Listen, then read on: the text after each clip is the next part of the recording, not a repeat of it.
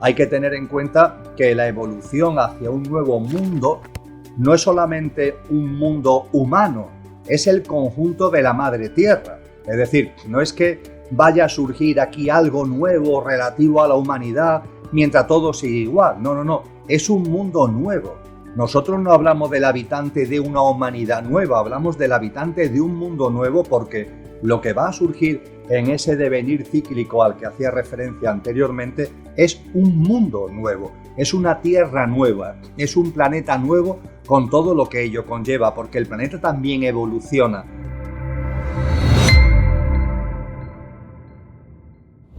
Hola, bienvenidos todos, bienvenidas todas a esta charla coloquio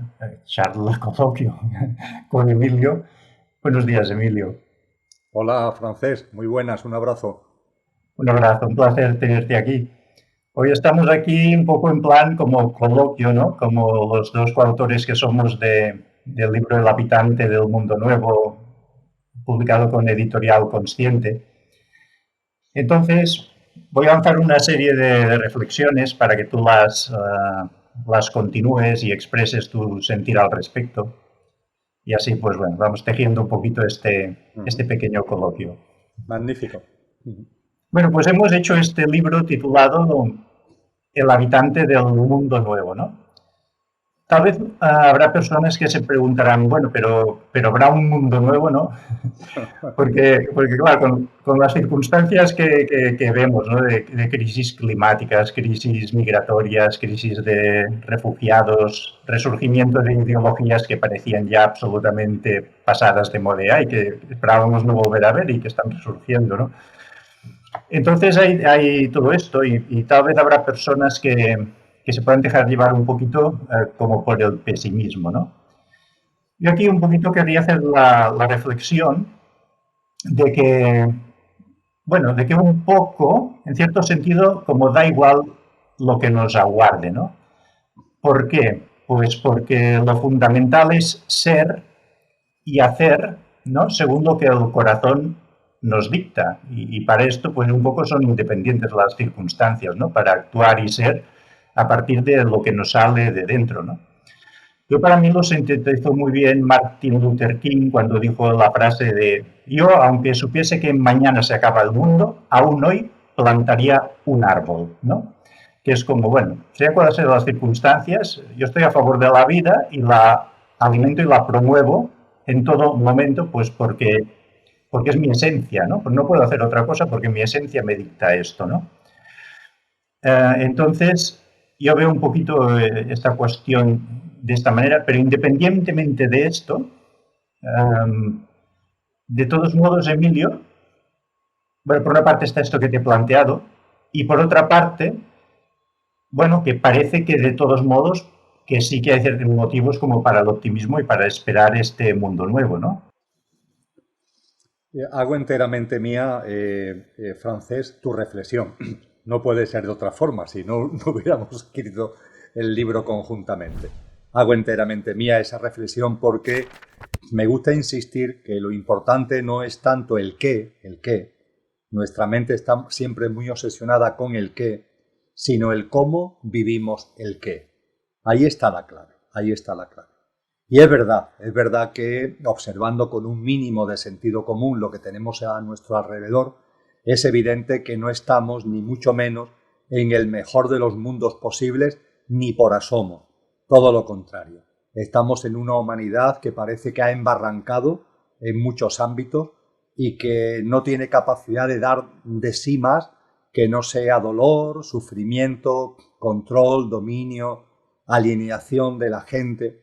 Esa es la sensación y esa es también la conclusión que se extrae cuando se estudia la economía, la tecnología, la ecología, la salud, la política, la sociedad, la cultura y la educación, etcétera, etcétera, con un mínimo de rigurosidad.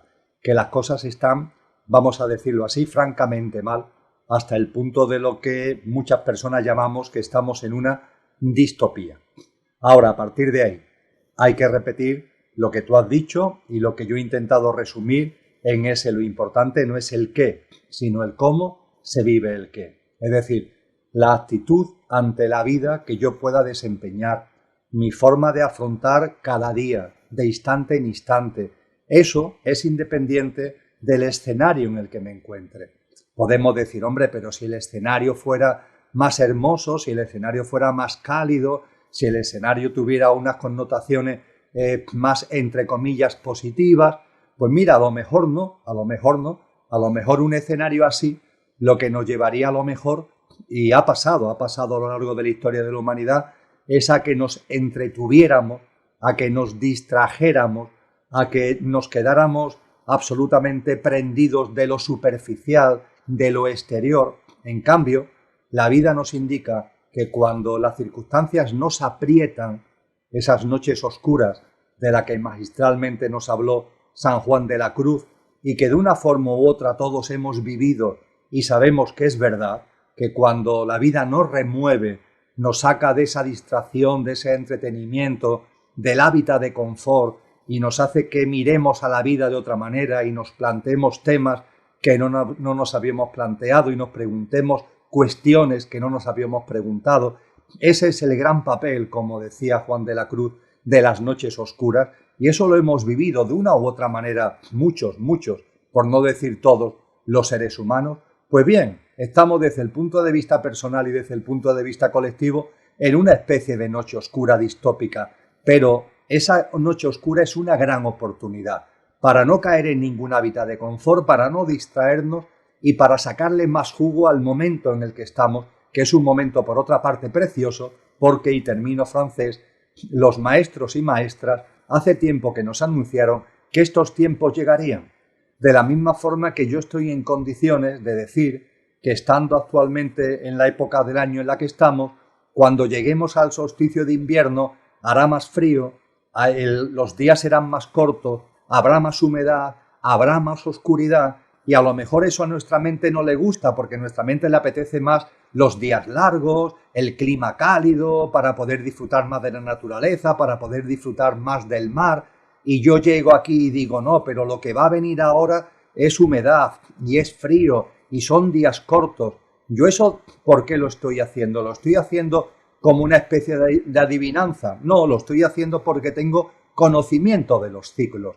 Y los maestros y sabios y sabias nos anunciaron que esto llegaría como parte de un ciclo. Es decir, que además de que lo importante no es tanto el qué, sino el cómo se vive el qué, es lo realmente importante, la práctica de vida de instante en instante, es que además en paralelo esto que estamos viviendo y que efectivamente es convulso y removiente, tiene también su sentido de la misma forma que lo tiene el solsticio de invierno, de la misma forma que lo tiene el invierno en el contexto de la evolución de las estaciones. Este ciclo oscuro, húmedo, convulso, es ni más ni menos que el preámbulo para una primavera y el surgimiento, en definitiva, de ese mundo nuevo al que da título nuestro libro cuando hablamos del habitante de ese mundo nuevo. Ese mundo nuevo es el que surgirá después de ese invierno que es necesario vivir y que vamos a vivir, además, estoy convencido, muchos seres humanos, sacando lo mejor de nosotros mismos para ganarnos el mérito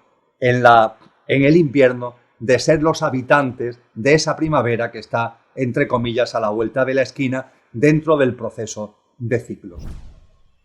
Gracias, Emilio.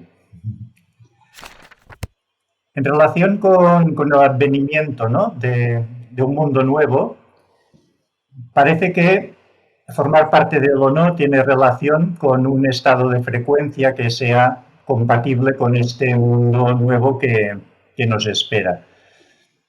Aquí puede un poquito, creo yo, tal vez, plantearse un poco aparecer un poquito la trampa de situación de emergencia, yo quiero entrar en este mundo nuevo y quiero salvarme, y entonces un poco cuál es la receta para salvarme, ¿no? Y aquí un poco la reflexión que yo haría es que no hay una receta para uno mismo, ¿no? No hay una manera de ser el más listo de la clase, como de algún modo los poderosos intentan a través de construir búnkeres o de construir medios de vida alternativos en el espacio, ¿no? Porque, vaya, yo creo que esencialmente uno se salva cuando deja de estar centrado en sí mismo, ¿no? Es decir, que cuando te olvidas de tu propia salvación, seguramente es cuando lo encuentras, ¿no? ¿Tú cómo ves este asunto? Por supuesto, Francés, totalmente de acuerdo de que nada de obsesionarse y nada de ninguna mentalidad, entre comillas, de salvación, porque no va de esto, no va de esto. Yo lo resumiría de la siguiente manera. La forma de ser el habitante del mundo nuevo es viviendo como si estuviéramos en el mundo nuevo en el actual mundo. No hay otra manera, no hay otra manera. Es decir, hago muchas veces referencia, no tiene nada que ver, pero tú y yo también hemos colaborado en un libro sobre la muerte, ¿no? Y hablando de la muerte me dice la gente, mire, ¿yo cómo me preparo para la muerte? ¿Cómo puedo prepararme para una buena muerte? Y yo siempre digo, tú te preparas para la muerte con tu práctica de vida.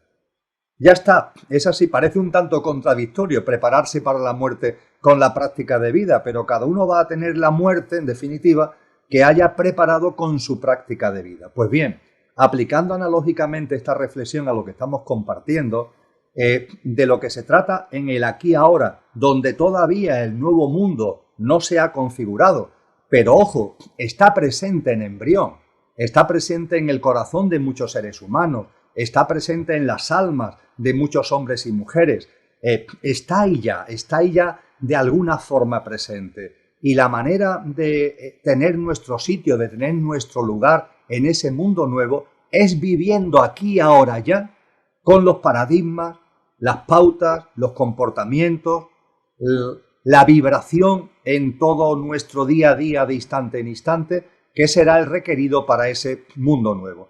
Quien no lo haga así está en una absoluta ficción mental. Es decir, quien no viva ya aquí ahora bajo los paradigmas, pautas, comportamientos y frecuencias vibracionales de ese nuevo mundo, no va a poder estar en ese nuevo mundo. Pero no porque nadie le cierre las puertas, sino como tú muy bien has recordado, porque esto es un tema vibracional, donde además, y termino, hay que tener en cuenta que la evolución hacia un nuevo mundo no es solamente un mundo humano, es el conjunto de la madre tierra. Es decir, no es que vaya a surgir aquí algo nuevo relativo a la humanidad mientras todo sigue igual. No. Es un mundo nuevo. Nosotros no hablamos del habitante de una humanidad nueva, hablamos del habitante de un mundo nuevo, porque lo que va a surgir en ese devenir cíclico al que hacía referencia anteriormente es un mundo nuevo, es una tierra nueva, es un planeta nuevo con todo lo que ello conlleva, porque el planeta también evoluciona.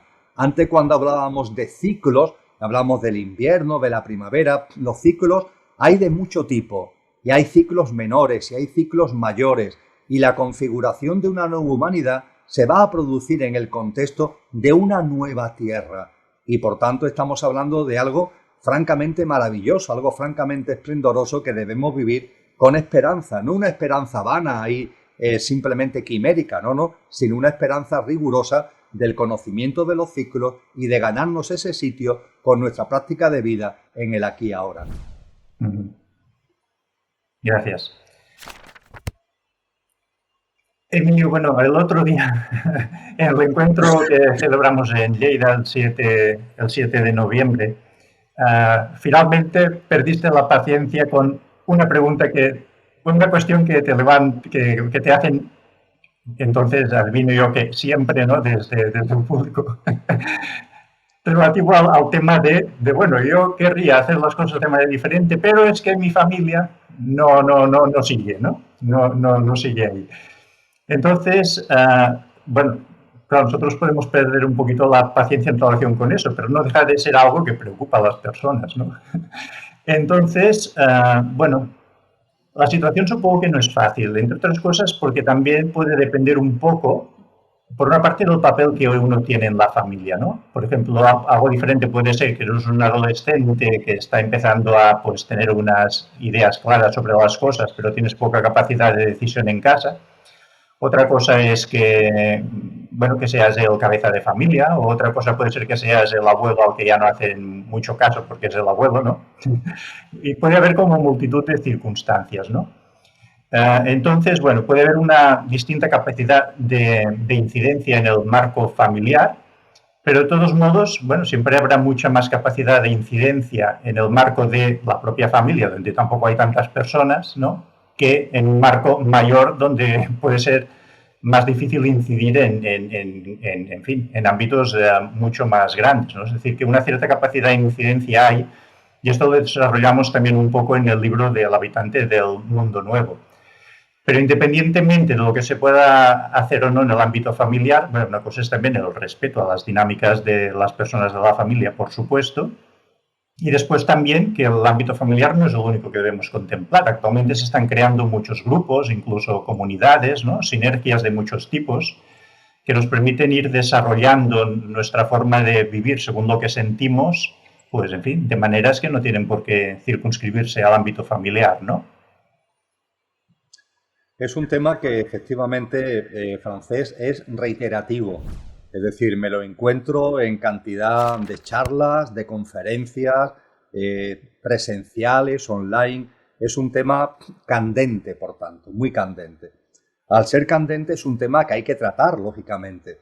Más allá de que lo trato tanto, que ya hay un momento determinado que me resulta hasta curioso el tenerlo que tratar tanto, porque posiblemente no hay ningún otro asunto que sin plantearlo yo salga tantas veces en tantos encuentros, tanto online como presenciales. A mi modesto entender, el tema es enormemente sencillo. No podemos confundir una relación familiar con una afinidad álmica, es decir, con una afinidad consciencial, es decir, con un modo de ver la vida y de ver el mundo. Son cosas distintas. Esa persona puede ser mi padre o mi madre, mi hermano, mi hermana, mi hijo, mi hija, mi abuelo, mi nieto, lo que sea. Y el hecho de que tenga conmigo unas relaciones familiares y unos lazos de sangre no implica que tenga que ver conmigo desde el punto de vista de cómo esa persona ve las cosas, ve la vida, su vida, la vida de los demás, el mundo, y cómo la veo yo.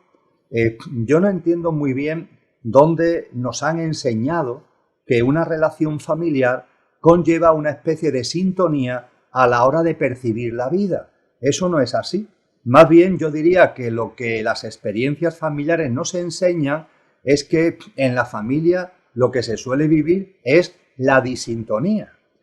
Yo recuerdo en mis tiempos mozos, que de esto ha pasado ya una eternidad, y yo recuerdo que en mis tiempos mozos era muy típico que en familias bien, entre comillas, es decir, familias adineradas, familias que estaban en buena posición, los hijos e hijas le salieran muy revolucionarios, muy de izquierdas, pelos largos, reivindicativos, ¿no? Es decir, bueno, decimos, vamos a ver, en esa familia, con ese contexto, yo que era de una familia obrera y militaba en la extrema izquierda, me sorprendía que una buena parte de mis compañeros y compañeras procedieran de buenas familias. Y sin embargo no había tantas de familias obreras que posiblemente estaban tan metidas en la cotidianidad de ganarse la vida y por supuesto no podían acceder a estudios superiores como por ejemplo el ámbito universitario, pongamos por caso. Se daba esa paradoja, ¿no?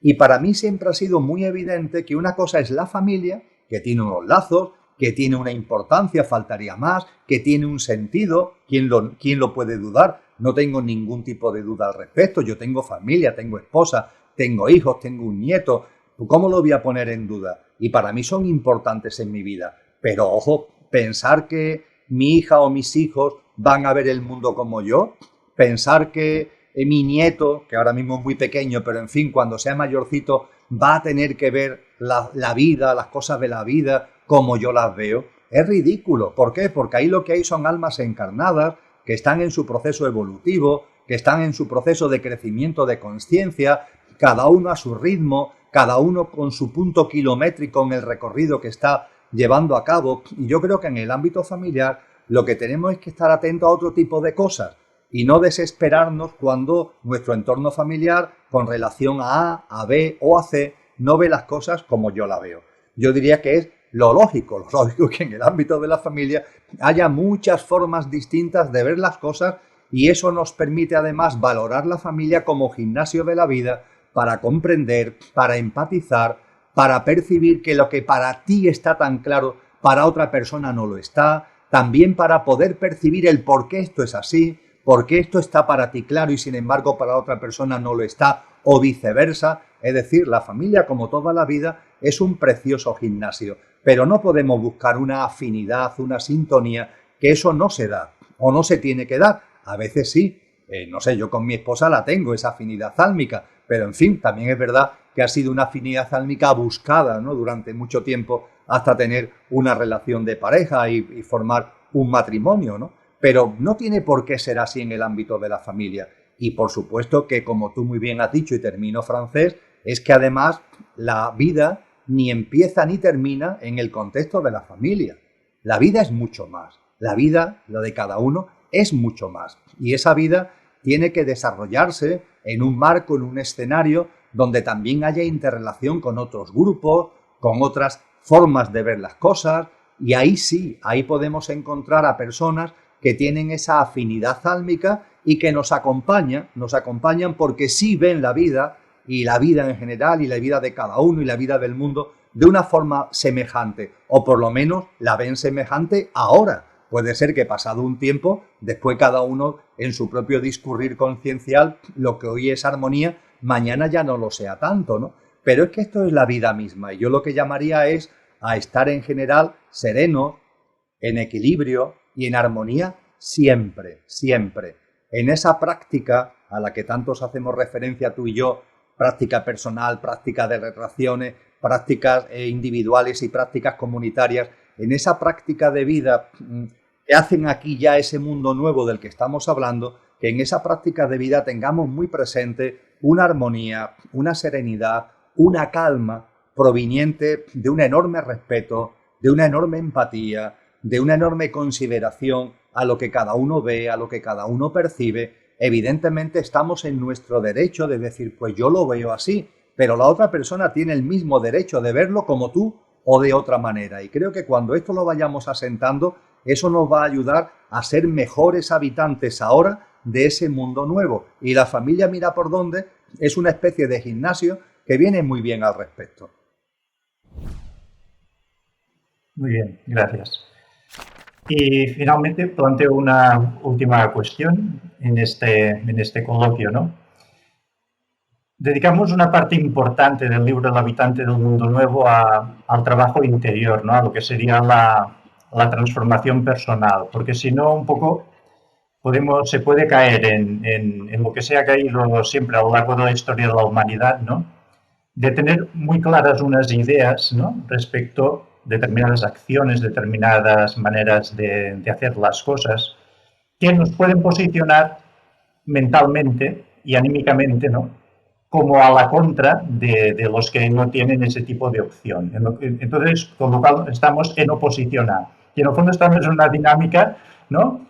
Si lo abordamos desde un punto de vista intelectual, podemos estar en una dinámica como de yo contra ellos, nosotros contra ellos.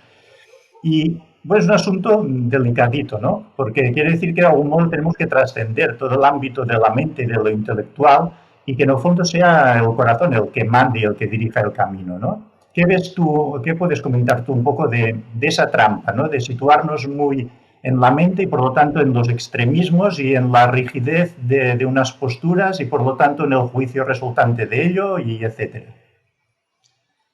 Efectivamente, Francés, la vida es una, y eso nunca lo deberíamos olvidar. Es decir, recuerdo a un maestro que decía, en la vida, utilizo expresiones coloquiales, en la vida hay santos y en la vida hay pecadores. La vida sabrá por qué hay santos y pecadores. No es de mi incumbencia. Y yo, desde luego, lo que no voy a hacer es rechazar lo que la vida hace suyo. Sin embargo, muchas veces desde nuestro mundo mental ahí estamos nosotros. Lo que la vida acepta sin problema, nosotros, sin embargo, estamos aquí para decir, pues esto no, esto sí, esto me parece bien, esto me parece mal. Esto es una locura absolutamente. El sol nos ilumina a todos. Volvemos a esa expresión coloquial que utilizaba el sabio, santos y pecadores. La lluvia cae sobre todos, santos y pecadores. No hay distingos por parte de la vida. Por supuesto que cuando hablamos de una práctica de vida que sea coherente con ese mundo nuevo, Hay personas cuya práctica de vida es radicalmente incoherente con ese mundo nuevo, pero hay que respetarlo. Eso no justifica, eso no significa que nos crucemos de brazos.